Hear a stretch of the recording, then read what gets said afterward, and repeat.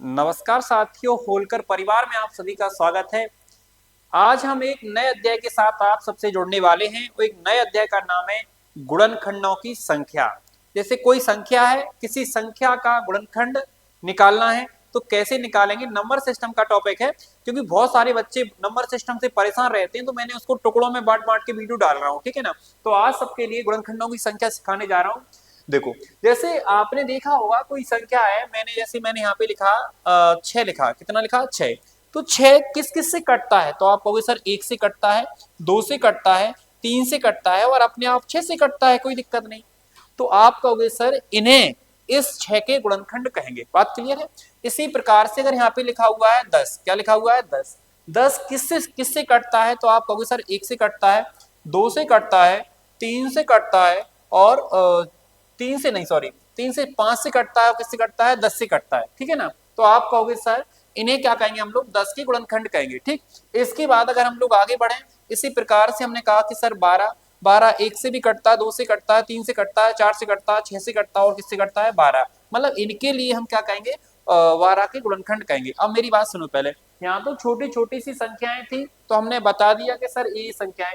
अगर मैं आपसे कहता हूं कि 600 के गुणनखंड बताओ तो आप नहीं बता पाओगे, सर ऐसे कैसे लिखेंगे। दूसरी चीज, यहाँ से बहुत सारे क्वेश्चन बनते हैं, हम बताएं। पहले कुल गुणनखंड पूछता है, जैसे इसमें कुल गुणनखंड कितने हैं 4 हैं। फिर सम गुणनखंड पूछता है तो सम गुणनखंड 2 है। विषम गुणनखंड पूछता है तो 1 और 3 मतलब 2 है। फिर इसके बाद अभाज्य गुणनखंड पूछता है तो इसमें कितने हैं 2 है। तो बात एकदम क्लियर है कि नहीं।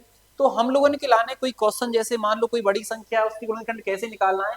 जैसे मैंने आपसे कहा कि यहाँ लिखा हुआ है 600, कितना लिखा हुआ है 600 लिखा हुआ है। यदि यहाँ पर 600 लिखा हुआ है, इसके गुणनखंड निकालना है कि कितने हैं, तो सबसे पहले इस तरीके से इसको काटना है, गुणनखंड बनाना है। तो इसको काटेंगे हम लोग, 2 से काटेंगे सबसे पहले तो 300 आ जाएगा, फिर 2 से काटेंगे तो कितना आएगा 150 आएगा, फिर 2 से काटेंगे तो कितना आएगा 75 आएगा, फिर हम 3 से काटेंगे तो कितना आएगा 25 आएगा, फिर हम 5 से काटेंगे तो 5 आएगा और 5 से काटेंगे कितना आएगा हमारा 1 आएगा। इसके बाद बात एकदम क्लियर है कि नहीं। इसके बाद हम लोग देखेंगे 2 कितनी बार आया है, तो आप जी कहोगे सर 2 3 बार आया है, और 3 कितनी बार आया, 1 बार आया, और 5 कितनी बार आया है 2 बार आया है। यहाँ तक भी कोई समस्या नहीं, यहाँ तक आप सब लोग कर सकते हैं ना, कोई प्रॉब्लम तो नहीं किसी के लिए, बताओ मुझे, ठीक। इसके बाद हमें कुल गुणनखंड कैसे निकालना है, कुल गुणनखंड कैसे निकालना है, तो इनकी जो घातें हैं, हाँ सुनो पहले, जो घातें हैं सब में एक एक जोड़ना है। अगर हमें कुल गुणनखंड निकालना है तो आप जी कहोगे सर सबकी घातों में एक जोड़ना है, इसमें अपन एक जोड़ेंगे तो कितना आएगा हमारा 4 आएगा, कितना आएगा बेटा 4 आएगा। इसके बाद इसमें एक जोड़ेंगे तो कितना आएगा हमारा 2 आएगा, इसमें एक जोड़ेंगे तो कितना आएगा हमारा 3 आएगा। इसका मल्टीप्लाई कर देना, 4 दूनी 8, 8 तिया 24। तो आप कह सकते हैं सर कुल गुणनखंड कितने हमारे 24 है। बात आपको क्लियर है कि नहीं, बताओ जी। अगर हमें सम गुणनखंड निकालना है, कौन से निकालना है, सम गुणनखंड। ऐसा करो बेटा, हम विषम आपको बता देते हैं तो सब अपने आप सीख जाओगे। आपको क्या करना है कि जैसे अगर हमें विषम गुणनखंडों की संख्या निकालनी है, क्या निकालनी है, विषम गुणनखंडों की संख्या निकालनी है, तो हम कहेंगे सर इसको नहीं लेना है, इन इसमें और इसमें एक एक जोड़ना है। जैसे कितना था 2 और 3, मतलब यहाँ पे कितना बनेगा, ये 2 बन जाएगा और 3 बन जाएगा, मतलब इसकी घात में जोड़ देंगे और इसकी घात में जोड़ देंगे। क्योंकि हमें पता है 2 कैसी संख्या होती है, सम वाली होती है। लेकिन हमें कौन से निकालना बेटा, विषम निकालना। अगर हमें विषम निकालना है बेटा तो हम इनमें जोड़ेंगे, तो आप जी कहोगे सर यहाँ 2 आ जाएगा और यहाँ कितना आ जाएगा 3। तो कुल मिला के आप कहोगे सर विषम गुणनखंड कितने आएंगे, 6 आएंगे। बात क्लियर है। हम कहेंगे सर टोटल कितने हैं 24, अगर विषम 6 हैं तो हम शेष जो बचेंगे 18, वो कैसे हो जाएंगे हमारे, सम हो जाएंगे। बात एकदम क्लियर है कि नहीं, बताओ मुझे।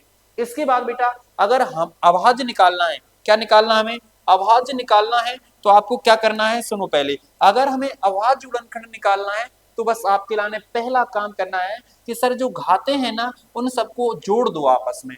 3 और 1 कितना हो रहा है 4, 4 और 2 कितना हो रहा है 6 हो रहा है। तो आप कहोगे सर अभाज्य गुणनखंडों की संख्या कितनी आएगी हमारी, 6 आएगी। और विषम गुणनखंडों की संख्या कितनी आएगी, 6 आएगी। और सम गुणनखंडों की संख्या कितनी आएगी, 18 आएगी।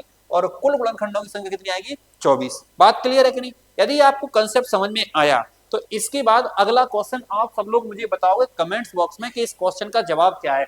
आपको निकालना है 840 के, 840 के आप सब लोग कुल गुणनखंड निकालोगे, फिर आप सम गुणनखंड निकालोगे, फिर आप विषम गुणनखंड निकालोगे, फिर आप क्या निकालोगे, अभाज्य गुणनखंड निकालोगे।